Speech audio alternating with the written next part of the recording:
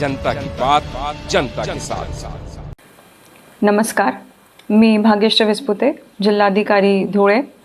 सध्याची आंतरराष्ट्रीय स्तरावरील आणि आखाती देशांमधील जी युद्धजन्य परिस्थिती आहे त्या पार्श्वभूमीवर इंधन टंचाईबाबत काही बातम्या येत आहेत। धुळे जिल्ह्यात इंधन टंचाई नाही।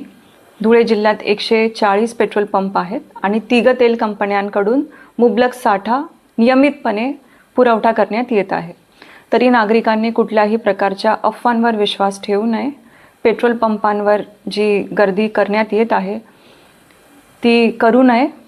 जर ह्या परिस्थितीचा फायदा घेऊन कुठलेही गैरप्रकार किंवा अनधिकृत साठा कुणी करत असेल किंवा जीवनावश्यक वस्तू कायद्याचं उल्लंघन करत असेल तशा एजन्सीजवर किंवा तशा लोकांवर कठोर कार्यवाही करण्यात येईल।